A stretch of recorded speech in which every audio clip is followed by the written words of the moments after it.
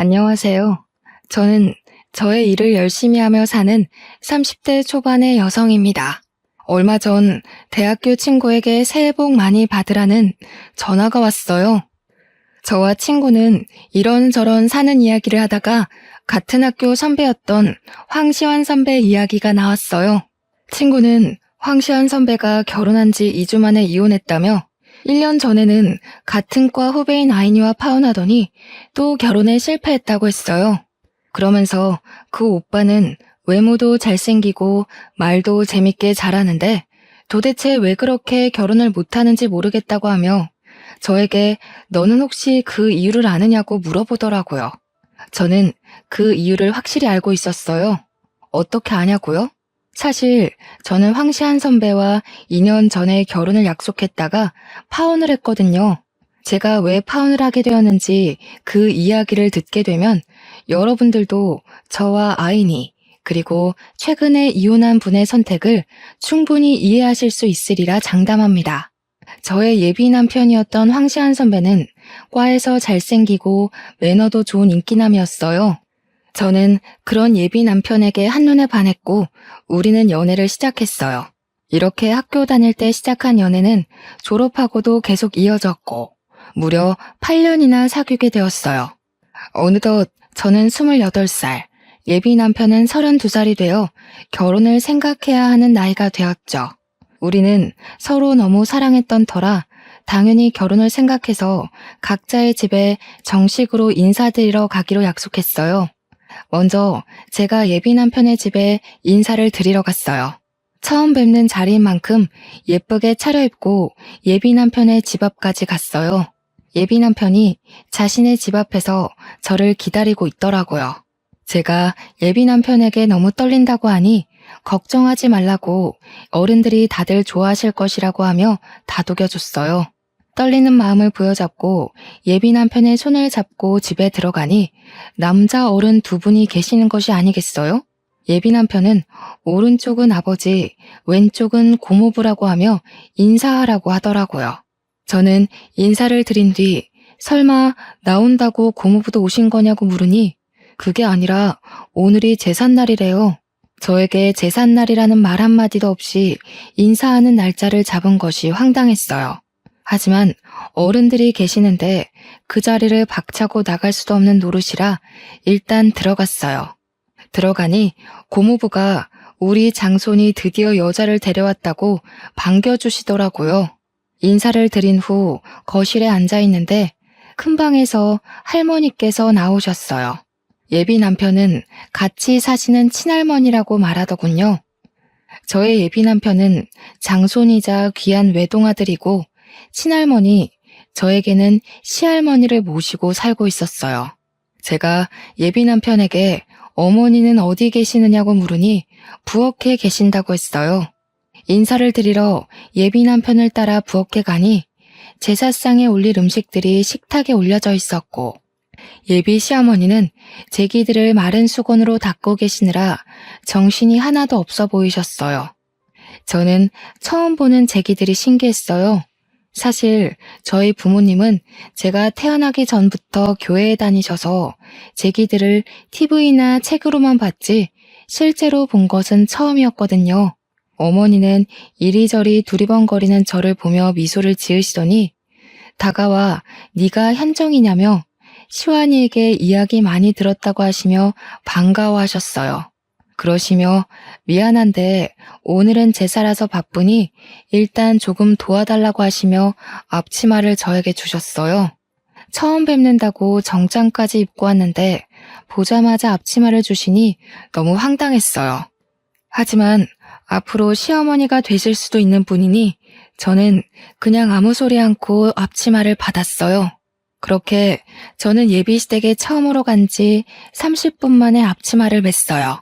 그리고 불편한 정장을 입고 부엌 바닥에 앉아 전을 부쳤죠. 예비 남편도 제 옆에 앉아 같이 전을 부치려고 했어요. 그런데 그 모습을 본 할머니가 부엌으로 바로 오시더라고요. 시완아, 남자는 부엌에 들어가는 것 아니다. 어서 나와. 불성사납게 이게 뭐 하는 짓이냐? 할머니, 그래도 현정이 처음 왔는데 힘들잖아. 좀 내가 도와야지. 안 그래요? 예끼? 그러면 못 써. 우리 집에 대를 이을 하나뿐인 귀한 장남이 이런 일하면 못 쓴다. 어서 거실로 가서 앉아 있어. 할머니는 예비 남편의 손을 끌고 거실에 앉혔어요. 예비 남편은 거실에 앉아 고모부와 술을 마시며 희희낙낙하고 놀더라고요.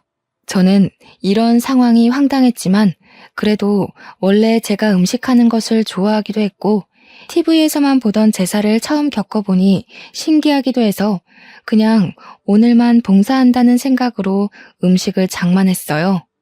저녁 7시 정도가 되자 제사를 이제 해야겠다며 고모부와 시아버지가 거실에 병풍을 펼치시고 예비 남편은 큰 상을 가져왔어요. 어머니는 부엌에서 제기 위에 대추와 사과를 조심스럽게 올리셨어요. 그러면서 저에게 들고 거실로 가서 제사상 위에 올리라고 하셨어요. 저는 어머니께서 주신 쟁반을 그대로 들고 가서 밥상에 반찬 올리듯이 아무 곳에나 음식을 두었어요. 너는 홍동백서도 모르니? 대추는 왼쪽에, 사과는 오른쪽에 두어야 할 것이 아니니? 할머니는 제게 음식을 잘못 올렸다고 다그치셨어요. 그런데 제사상 자체를 처음 보는 제가 이런 걸 알 리가 있나요? 저는 그저 이 상황들이 당황스러워 얼굴이 빨개져서 눈만 끔뻑거리고 있었어요. 할머니, 그거는 아직 저도 헷갈려요. 현정이가 그런 거 어떻게 알겠어요? 너무 뭐라 그러지 말아요. 이 녀석, 벌써 이러면 아주 우리가 시집살이라도 시키면 난리칠 녀석일세. 할머니가 한 소리 하실 수도 있지.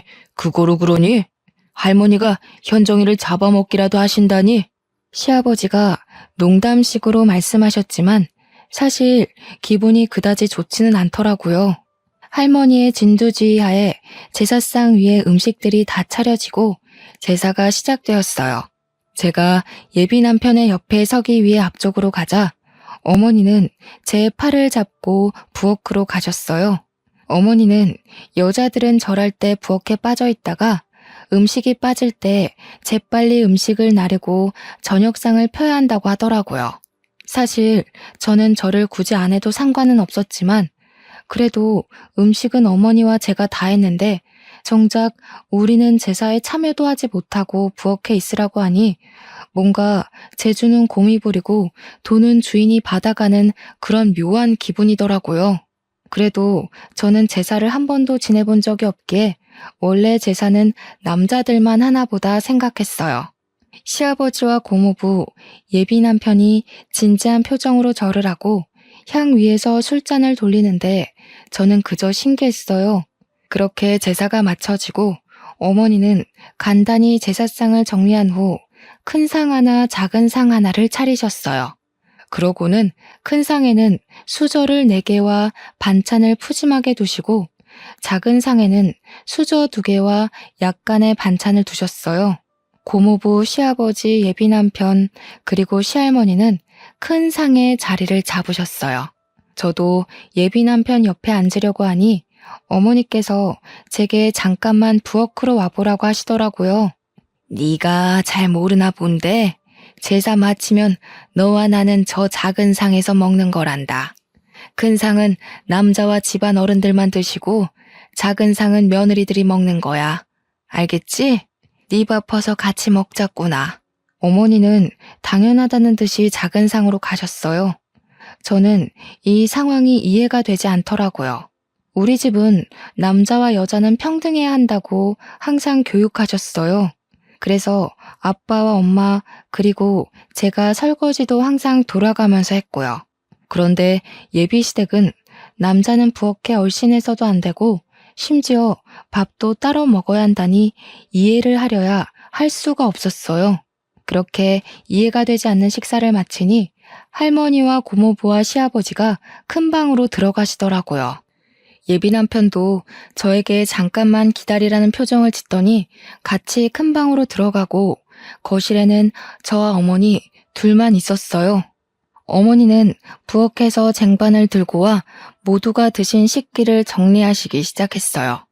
어머니께서 거실에서 일하고 계시는데 가만히 있기도 뭐하고 해서 어머니를 도와 상을 치우고 정리했어요.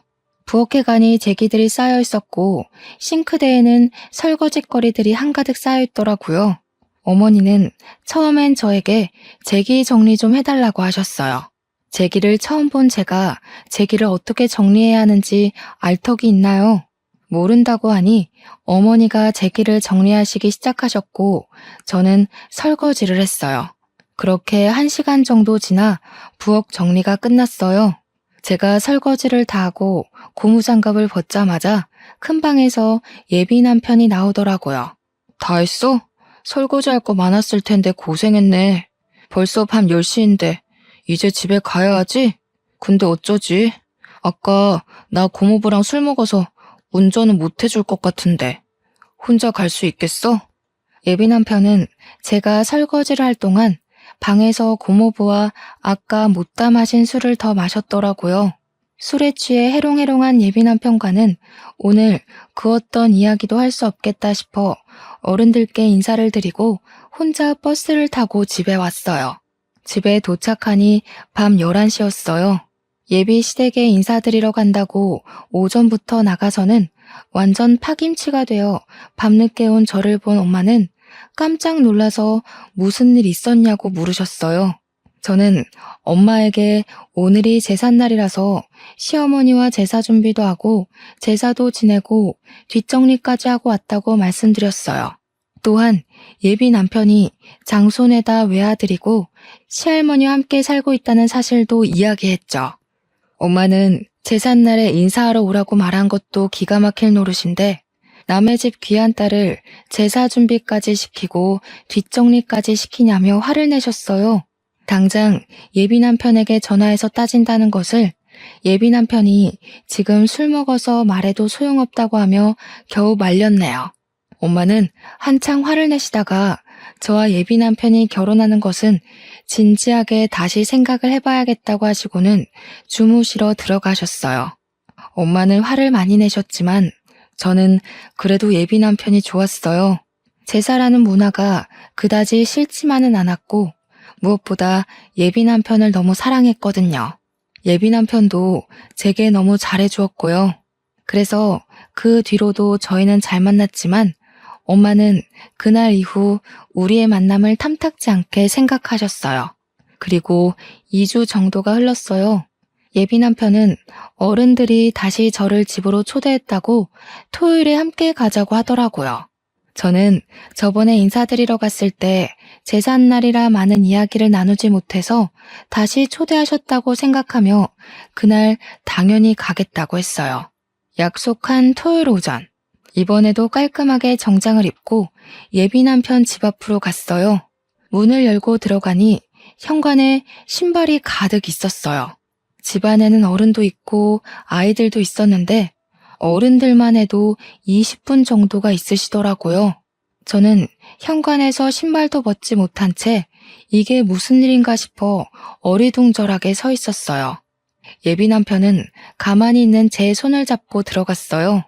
그러더니 당숙 할아버지, 작은 할아버지, 남원 작은 아버지, 천안 작은 아버지 등 그 자리에 계시는 모든 분에게 각각 인사시켰어요. 일단 인사를 하긴 했는데 워낙 많이 계시다 보니 나중에는 이분이 저분 같고 저분이 이분 같더라고요. 인사를 할 때마다 다들 저에게 맏며느리감이라고 하시며 앞으로 하나뿐인 장손 시완이와 결혼해서 자주 보자고 반기셨어요. 한창 정신없이 인사를 하는데 부엌에 계시던 어머니께서 나오시더니 잘 왔다고 반겨주셨어요. 그러고는 오늘은 증조 할아버지의 제삿날이라고 하시며 제게 앞치마를 주시더라고요. 그때 그 앞치마를 보자마자 뒤도 돌아보지 않고 나갔어야 했는데 저는 또 바보같이 그 앞치마를 건네받았네요. 그렇게 저는 또 불편한 정장을 입고 앞치마를 입고 부엌 바닥에 앉아 육전부터 시작해서 파전, 산적, 동태전, 가오리전 등 제가 평소에는 잘 먹지도 않는 전을 잔뜩 만들었어요. 그날은 친척들이 많이 오셔서 그런지 처음으로 이 집에 왔던 이전 제삿날보다 훨씬 더 많이 음식 장만을 했어요. 제가 그렇게 허리도 제대로 펴지 못하고 음식을 할 동안 예비 남편은 조카들과 놀고 게임을 하며 아주 즐거워하더라고요. 저는 분명히 인사를 드리러 왔는데 또 이 집 제사 음식을 장만하고 있으니 화가 나더라고요. 그런다고 이렇게나 어른들이 많이 계시는데 그냥 뛰쳐나갈 수도 없고 해서 답답한 마음에 한숨만 푹푹 내쉬고 있었어요. 그런 모습을 예비 남편이 보았는지 부엌으로 와서는 많이 힘드냐며 어깨를 주물러 주었어요. 제가 그럼 힘들지 안 힘들겠냐고 말하려는 순간 시할머니가 저와 예비 남편에게 오셨어요. 시완아, 장손이 부엌에 오면 못 써. 그리고 지금 조상님들 음식장만 하는데 어깨를 주무르고 이게 뭐 하는 짓이냐? 당장 거실로 가. 할머니, 우리 현정이 인사드린다고 예쁘게 옷 입고 왔는데 얼마나 힘들겠어. 현정이 예쁘게 좀 봐주라. 예끼. 아무리 그래도 어른들 계시는데 장손이 그러면 못 써.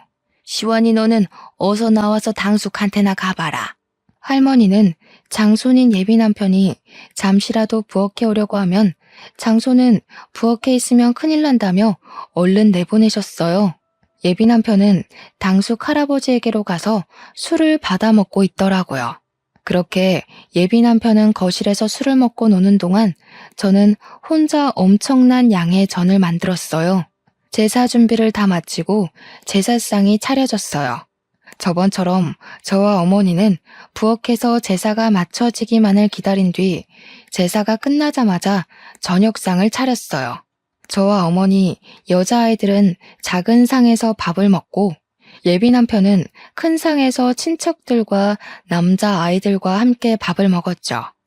밥을 다 먹고 상을 치우려는데 할머니가 저와 예비 남편을 부르시더라고요. 너희는 결혼을 언제 할 생각이니? 우려 할머니가 허락해 주시면 당장이라도 하지. 그래? 얘야, 우리는 혼수나 예단 아무것도 필요 없다. 너희 집이 괜찮다면 결혼식 관련 비용도 우리가 다 내마. 사실 저희 집안 형편이 그다지 좋지가 않았어요. 그래서 혹시나 예비 시댁에서 과한 예단이나 혼수를 가져오라고 할까봐 내심 걱정을 많이 했거든요. 그런데 이 집의 최고 어른이신 할머니께서 제가 말씀드리기도 전에 다 필요 없다고 하시니 내심 기분이 좋더라고요. 단, 한 가지 조건이 있어. 반드시 이 집에 들어와서 살아야 한다. 저는 평일에는 회사에 있으니 저녁에만 집에 있을 것이고 주말에는 예비 남편과 데이트를 하러 나가면 되니 이 집에 들어와 어른들과 함께 산다는 것에 대해 큰 부담은 없었어요. 무엇보다 이 불편함을 다 이겨낼 정도로 예비 남편을 너무 사랑했어요. 게다가 제가 결혼을 앞두고 걱정을 많이 했던 예단과 혼수, 결혼식 비용 문제를 한 번에 다 해결할 수 있기에 할머니의 말씀에 알겠다고 바로 대답했어요. 그래, 며느리라면 당연히 그래야지. 너네 집은 제사 언제 지내니? 부모님이 교회 다니셔서 제사를 지내지 않아요. 사실 저는 제사 지내는 모습을 실제로는 처음 봐요. 제사를 한 번도 지내본 적이 없다고? 자고로 조상님께 예를 갖춰야 만사가 형통하는 법이다. 이런 조상님들도 모르는 근본 없는 것들. 에이, 할머니, 요새는 다들 제사 이렇게까지 안 지내. 제사 다 합쳐서 간소하거나 아예 안 하는 집도 많아. 명색이 황씨 가문의 장손이라는 사람이 그게 할 소리냐? 이것이 제사 안 지내는 근본 없는 년을 만나더니 애가 이상해졌네. 제사를 지내지 않는다는 이유로 친척도 아닌 할머니에게 근본 없는 년이라는 소리를 듣는데 너무 화가 나고 억울해서 눈물이 다 나오더라고요. 눈물이 터지려던 찰나 시어머니가 과일과 한과 따뜻한 차를 한 상 차려오셨어요. 어머니, 이제 다과 드세요. 그리고 현정이는 나 좀 도와주렴. 어머니께서 다과상을 들고 와서 할머니의 말씀을 끊으셔서 다행이었지. 만약에 그러지 않았다면 저는 그 자리에서 아마 펑펑 울었을 거예요. 어머니의 부르심에 부엌에 가니 저번보다 훨씬 더 많은 설거지거리가 쌓여 있었어요. 저는 할머니 앞에서 잔소리를 듣느니 여기서 설거지하는 게 훨씬 마음이 편하겠다 싶어 싱크대 앞으로 갔네요. 그렇게 저는 설거지를, 어머니는 제기 정리 및 부엌 정리를 2시간 정도 하니 드디어 부엌이 깨끗해졌어요. 거실로 나가보니 시간은 어느덧 자정이었고 친척들과 예비 남편은 술에 취해 제정신이 아니었어요. 저는 집에 가야겠는데 시간이 너무 늦어 택시를 타고 갈 생각으로 예비 남편에게 여기 집 주소 좀 알려달라고 했어요. 그런데 술에 취해서 집 주소도 말하지 못하고 헛소리만 해대는 것이 아니겠어요. 그러는 모습을 보신 친척들과 어머니도 오늘 너무 늦었고 여자 혼자 이 시간에 택시 타는 것도 위험하니 그냥 하룻밤 자고 가라고 하시더라고요. 저는 어쩔 수 없이 엄마에게 오늘 집에 못 간다고 전화하고 예비시댁에서 원치 않는 하룻밤을 자게 되었어요. 어머니는 부엌 옆에 쪽방이 하나 있다며 그곳에서 자라고 이부자리를 펴주셨어요. 그리고 어머니께서 집에서 입으시는 편한 옷을 하나 주시며 옷 갈아입고 푹 자라고 하시고는 나가셨어요. 혼자 방에서 편한 옷으로 갈아입고 누워있는데 거실은 시끄럽고 장소는 세상 불편한 예비시댁이다 보니 잠이 쉽게 들지 않더라고요. 결국 저는 모든 친척이 다 술을 마시고 코 고는 소리가 들릴 때까지 뒤척이다가 겨우 잠이 들었어요. 이제 잠이 들었다 싶었는데 어머니가 제가 자고 있던 방에 들어오셨어요. 잠깐 나와 보라고 하시더라고요. 나와서 시계를 보니 새벽 5시였어요. 얘야, 우리 집은 며느리들이 새벽 5시에 일어나 음식을 준비하고 새벽 6시에 다들 밥을 먹는단다. 어지간하면 나 혼자 하겠는데 어제 무리를 했는지 몸이 안 좋아서 말이야. 미안한데 음식 준비 좀 도와주지 않으련? 어머니는 제게 부탁을 하면서도 계속 국을 끓이고 나물 반찬을 하느라 정신이 없으셨어요. 이미 저도 잠이 다 깼고 그 자리에 혼자 멀뚱히 서 있기도 다시 방에 들어가기도 좀 그러니 저도 어머니를 도와서 음식을 준비했어요. 우리 집은 아침, 점심, 저녁 모두 반찬이 최소 7개는 있어야 해. 황씨 가문이 큰 양반가라서 조상님들 때부터 그렇게 먹었다고 하더구나. 그리고 한번 사용한 음식을 다시 사용해서는 안 돼서 매일 끼니마다 조금씩 새로 해서 먹는단다. 끼니마다 새로운 반찬을 최소 7개는 만들어야 한다고요? 그래. 처음에는 나도 이거를 어떻게 해야 하나 했는데 하다 보니 반찬 7개는 금세 뚝딱 하게 되더라고. 너는 내가 봤을 때 손이 야무지니 나보다 더 잘할 거야. 어머니는 이미 저를 며느리로 생각하셨는지 제게 음식에 대해서 하나하나 알려주셨어요. 저는 일단 말씀을 하시니 듣기는 듣는데 슬슬 제가 이 집에 들어와 사는 것이 걱정되더라고요. 사실 전 아침잠이 정말 많아요. 회사도 7시에 겨우 눈을 뜨고 나가는데 새벽 5시에 일어난다는 것은 상상도 할 수 없었어요. 게다가 이 집안의 아들들, 장손은 다 잠을 자고 이 집안에 핏줄이 전혀 섞이지 않은 어머니와 저만 황씨 집안 사람들을 위해 요리를 한다는 것이 썩 내키지는 않더라고요. 어머니께는 죄송하지만 어머니와 저의 모습이 황씨 집안을 위해 일하는 노비처럼 보였어요. 제가 이런 생각을 하는 동안에도 어머니는 쉴 새 없이 부엌 여기저기를 다니셨고 반찬이 7개나 있고 국이 있는 멋진 한 상을 뚝딱 차리셨어요. 어머니가 식사하시라고 말씀하시자 그제야 누워있던 친척들이 일어났어요. 다들 머리는 부스스하고 눈도 제대로 뜨지 못하고 밥을 먹더라고요. 저는 자리를 잡고 밥을 먹으려는데 어머니는 여전히 부엌에서 일하고 계시더라고요. 어머니, 식사 안 하세요? 밥 퍼드릴까요? 나는 원래 아침을 안 먹어. 아침에는 입맛이 없기도 하고 할머니께서 식사 끝나면 꼭 숭늉과 과일을 찾으셔서 준비해야 해. 나는 숭늉을 끓일 테니 너는 가서 밥 먹으렴.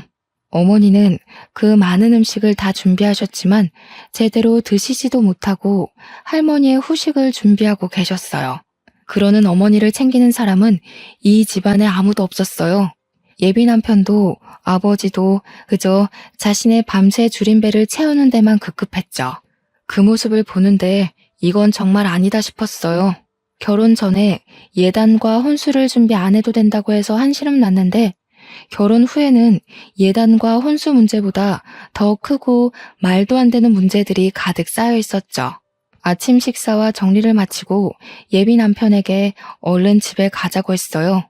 집에 갈 준비를 하고 있는데 할머니가 저에게 앉아보라고 하시더라고요. 그러면서 황씨 가문은 옛날에 이렇고 저렇고 하시며 집안 조상님에 관해서 얘기하셨어요. 솔직히 귀에 하나도 들어오지는 않았지만 그냥 앉아서 네네 하면서 형식적인 대답만 이어갔어요. 그래서 말이다.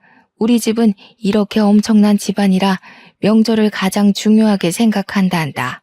그래서 우리 집 며느리들은 명절 때 조상님들을 모시고 친척들을 챙겨야 덕을 쌓을 수 있어서 친정에 못 간다. 알았지? 그 말씀은 설날, 추석 연휴 내내 시댁에 있어야 한다는 말씀인가요? 그래. 요새 젊은 것들은 시댁에는 설날에, 추석에는 친정에 가던가 아니면 명절날 아침에 바로 친정으로 넘어간다던데. 우리 집은 그런 거 절대 용납 안 된단다. 그러면 저는 혼자여서 저희 부모님은 명절 때 두 분이서만 보내야 할 텐데요. 그 대신 명절 때 말고 명절 전주나 다음 주에 네 시어머니랑 번갈아서 친정에 한번 다녀와. 원래 옛날에는 처음에 결혼하면 3년간 시댁에 살면서 친정에 가보지도 못했다. 그래도 요새는 많이 좋아진 거야. 결혼한 지 1년도 안 된 새댁이 친정에도 가고 말이야. 저는 저를 이만큼 키워주신 것은 친정 부모님인데 그런 부모님께 명절 때 찾아가 보지도 못한다는 것이 전혀 이해가 되지 않았어요. 정말 이건 너무 아니다 싶었죠. 더 어이없는 건 예비 남편이었어요. 예비 남편은 할머니의 말에 고개만 끄덕이더라고요. 너는 이제 출가 외인이다. 결혼하면 이 시댁에 뼈를 묻고 살아야 해. 이제 친정은 있고 여기 시댁의 조상님께 충실하게 효를 행하며 살아야 한다.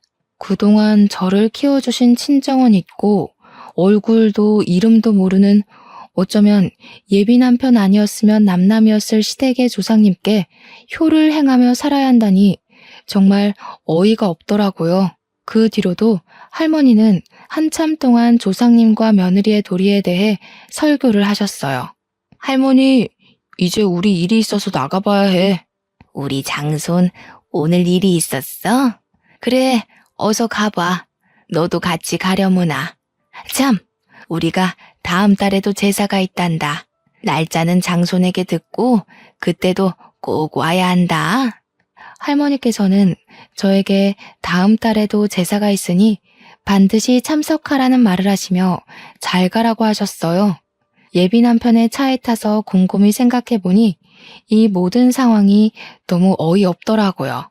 저는 분명히 결혼 전 인사를 드리러 왔는데 인사는커녕 제사 음식 장만하고 부엌에서 일하고 아침상 차리고 다음날 예비 시댁에서 나온다는 것이 말이나 되는 상황인가요? 우리 할머니가 좀 말이 많으시거든. 그래서 할머니 말이 더 길어질까봐 내가 적당히 둘러대고 잘랐어. 그래. 그런데 인사 와서 제사 지내고 온다는 것이 좀 그러네. 왜? 힘들어서 그래? 이거 한 번 가지고 그러면 어떡해. 우리 집은 1년에 제사가 12번, 명절 2번 해서 1년에 총 14번 제사를 지내야 하는데 앞으로 어쩌려고 그래. 이제 제사 문화에 적응해봐. 1년에 14번이나 이런 제사를 지낸다고? 응. 그래도 네가 제사를 2번이나 와서 어른들한테 잘 보여서 그런지 친척들이 다들 너무 좋은 며느리감이라고 칭찬하시더라. 며느리감? 응. 최고의 며느리감이래. 할머니와 친척들 모두 너를 며느리로 생각하시는 거지. 우리 집 며느리 테스트 합격한 거 축하해. 어? 며느리 테스트? 응. 며느리 테스트. 내가 이 집안의 외동아들에다 장손이라 아무 여자와 결혼 못 시킨다고 내가 여자를 데리고 오면 테스트를 한다고 하셨거든. 그래서 제삿날에 인사하러 오라고 해서 어떻게 행동을 하는지 우리 친척들과 잘 어울리는지 테스트를 한 거야. 그럼 나 통과했으니 기뻐해야 하는 거야? 그럼 현정이 너는 우리 집 며느리 테스트에 처음으로 합격한 거야.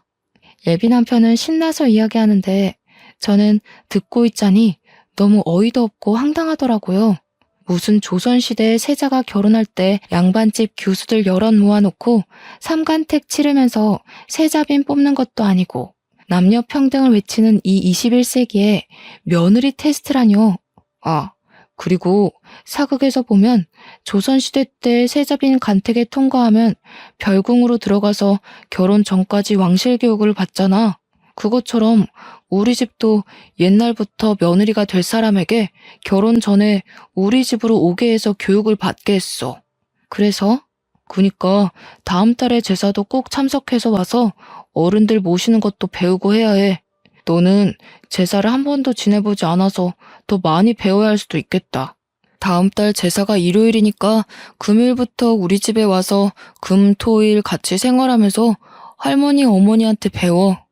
할머니도 예비 남편도 뼈대가 굵은 양반 가문의 집안이라서 며느리들은 교육을 받아야 한다며 제사 음식 장만을 도우라는데 빨리 이 집 며느리 자리에서 도망가야겠다는 생각뿐이었어요. 바로 헤어지자고 말하고 싶었지만 8년간 사귀었던 정도 있었고 전날 잠을 거의 못 자서 너무 피곤해서 일단 바로 집으로 갔어요. 집에 오니 엄마는 저번에는 시댁에 인사드리러 간다 해놓고서는 11시에 파김치가 돼서 오더니 오늘은 아예 그 집에서 잠을 자고 왔냐고 뭐라고 하시더라고요. 저는 이 결혼하지 않겠다면서 어제 제사 지낸 이야기부터 아침에 할머니께 들었던 이야기까지 모두 다 하나도 빠짐없이 말씀드렸어요. 부모님은 이게 무슨 경우냐며 지금도 이러는데 결혼하고 정식으로 그 집 며느리 되면 혼수와 예단을 하지 않았다는 핑계로 시집살이 호되게 시킬 것 같다고 하셨어요. 특히 엄마는 절대 이 결혼 못 시킨다고 결사 반대를 하셨어요. 그리고 아빠는 저의 이야기를 다 듣고는 혼자 곰곰이 생각하시더니 예비 남편에게 똑같이 복수해야겠다며 다음 주 일요일에 집으로 초대하라고 하셨어요. 저는 아빠에게 어떻게 하실 것이냐고 물었지만 아빠는 아무래도 계획을 말씀해 주시지 않았어요. 다음 주 일요일, 아직 예비 남편이 올 시간이 한참 남았는데 아빠와 엄마는 옷을 차려입고 계시더라고요. 그러면서 오늘 교회 갈 건데 너와 시완이도 같이 가야 하니 옷 입고 준비하라고 하시더라고요. 사실 그동안 부모님은 일요일마다 교회에 가시긴 하지만 지금까지 한 번도 제게 같이 교회 가자는 소리를 안 하셨어요. 교회는 부모나 다른 누군가가 강요를 해서 다니는 것이 아니라며 나중에 제가 다 크고 마음에서 교회에 가고 싶은 마음이 생겼을 때 그때 다니라고 하셨죠. 물론 그런 마음이 생기지 않는다면 평생 다니지 않아도 된다고 하셨어요. 그러던 부모님이 갑자기 교회에 가자고 하니 의아하긴 했지만 그냥 부모님이 다니시는 교회를 우리에게 소개해 주시려고 그러는가 보다 싶어 저도 갈 준비를 했어요. 제가 외출 준비를 하는데 예비 남편이 집 앞에 와 있다고 전화를 하더라고요. 그래서 부모님께 말씀을 드리니 부모님은 그럼 지금 교회에 가자고 하셨어요. 예비 남편은 집에 인사를 드리러 왔는데 갑자기 부모님이 교회에 가자고 하시며 차에 태우시니 당황하더라고요. 근데 현정이가 교회에 다니는 줄 몰랐네요. 부모님은 다니셔도 현정이는 다니지 않는 줄 알았는데. 현정이는 안 다니고 우리만 다녀요. 현정이도 오늘 처음 가는 거요. 예비 남편은 계속 이해가 안 된다는 표정을 지었고 저 역시 아빠가 왜 이러시는지 몰라 가만히 있었어요. 저와 예비 남편은 그렇게 부모님을 따라 1시간 반 동안 같이 예배를 보고 교회 사람들과 같이 밥도 먹었어요. 그렇게 교회에서 3시간 정도 보낸 후 다시 집에 왔는데 예비 남편의 표정이 그다지 좋지 않더라고요. 그 모습을 본 부모님은 예비 남편에게 잠깐 거실에 앉아 표정이 왜 이리 좋지 않냐고 물어보셨어요. 사실 저희 집안은 대대로 불교 집안이고 교회를 그다지 좋아하지 않습니다. 그런데 일방적으로 교회를 데리고 가시니 기분이 좋지는 않습니다. 인사를 드리러 왔는데 교회를 데리고 가니 기분이 좋지 않았나? 그래, 그럴 수 있지. 그럼 자네 집에 갔던 우리 딸 기분은 어땠을 것 같은가? 무슨 말씀입니까? 우리 딸은 교회는 다니지 않았어도 기독교인 부모 만나서 제사를 한 번도 지내본 적이 없는 아이일세. 그런데 인사드리러 간 그런 딸에게 제사 준비를 2번이나 시켰다고 해서 일부러 이런 자리를 만들었네. 제 생각에는 현정이가 앞으로 저와 결혼하면 제사상을 차리고 해야 하는데 미리 우리 집의 가풍에 대해 경험해보는 것이 좋지 않을까 해서 그렇게 한 것입니다. 그래? 그럼 자네도 앞으로 현정이와 결혼할 사이니 매주 일요일 우리와 함께 교회에 가자. 솔직히 1년에 14번 제사보다 매주 교회가 훨씬 낫지 않나? 매주 같이 교회를 가자고요? 저희 제사는 고작 한 달에 한 번이지만 교회는 매주인데 어떻게 이게 더 괜찮습니까?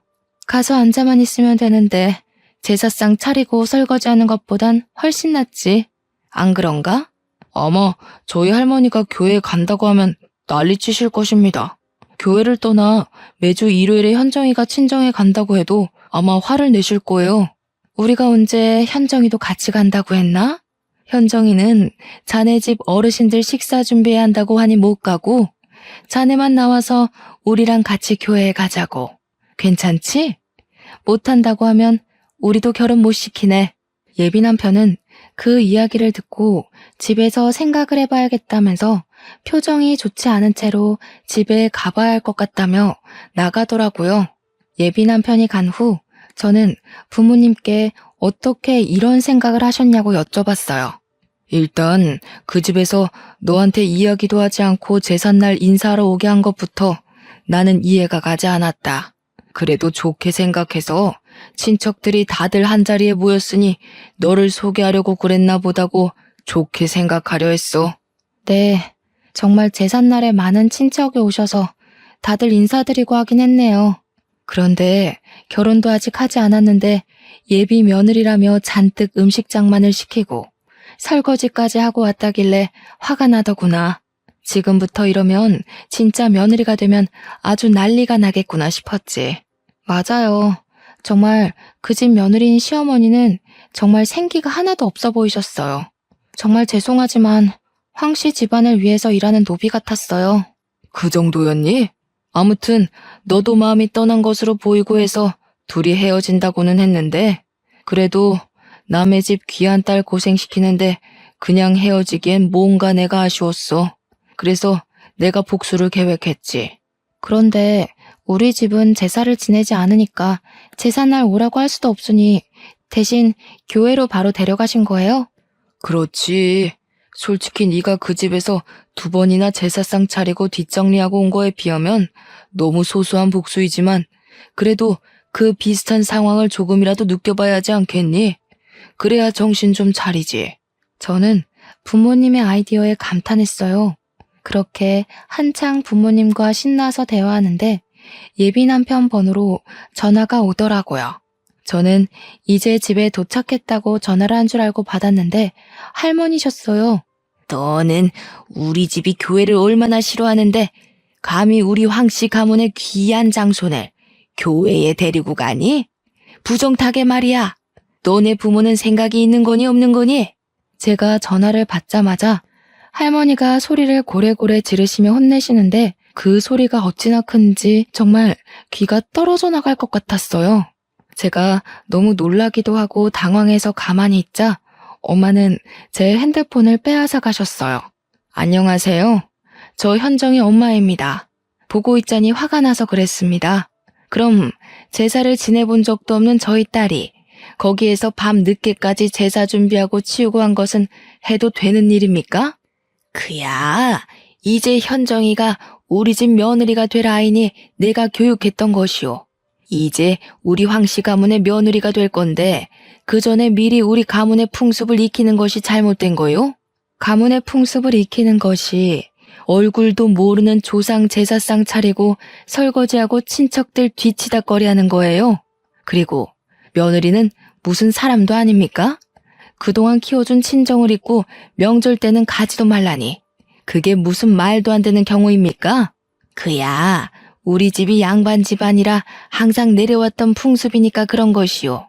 그건 그렇고 주마다 우리 장손 교회에 오라는 건 또 뭔데? 이래서 예수쟁이들이랑은 말이 안 통해 말이. 무조건 제사는 안 된다. 교회만 나오라 하고. 이보세요. 저 사실 교회에 다니면서 현정이한테도 교회 다니자는 이야기 한 번도 안 했어요.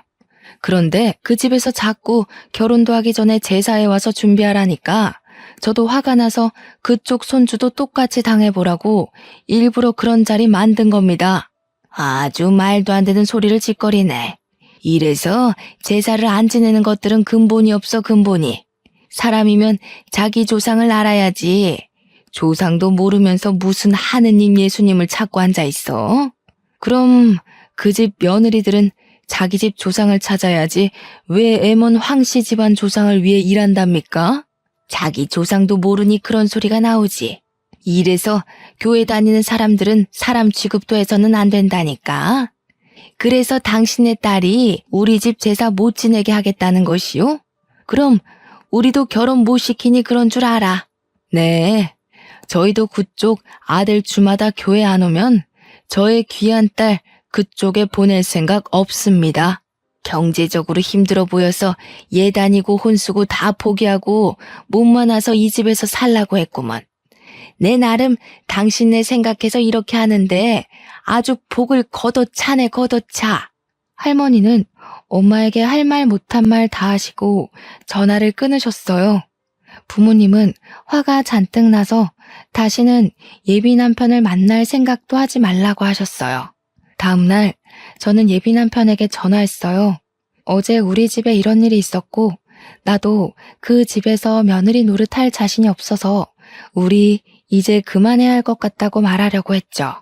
솔직히 미워서 전화도 하고 싶지 않았지만 그래도 8년이라는 긴 시간을 사귀었고 결혼까지 약속했으니 확실히 끝내고 싶었거든요. 그런데 전화를 받지 않더라고요. 카톡도 보지 않고요. 그날뿐 아니라 다음 날이 되어도 한 달이 되어도 예비 남편은 아무 연락이 없었어요. 이렇게 저는 8년 동안 사귀고 결혼까지 약속했던 예비 남편과 파혼을 했어요. 아니지, 확실히 그만하자고 끝맺음을 한 건 아니었으니 잠수 파혼을 당했다고 표현하는 편이 더 맞겠네요. 10년이면 강산도 변한다는데 8년이면 절대 짧은 시간은 아니잖아요. 저는 8년간 예비 남편이 진짜 저의 남편이라고 생각하고 최선을 다했어요. 그런데 마지막 인사도 하지 못한 채 제가 사랑을 쏟아부은 그 시간이 순식간에 물거품이 되었어요. 그래도 끝맺음을 확실히 못해서인지 헤어지고도 한동안은 미련이 계속 남더라고요. 그래서 1년가량은 예비 남편을 그리워하기도 하고 원망도 하며 그렇게 눈물 속에서 시간을 보냈었네요. 그렇게 1년이 지나자 저도 어느 정도 마음의 정리가 되더라고요. 새로운 남자도 만나보라는 엄마의 말에 선짜리도 나가고 소개팅도 나가긴 했어요.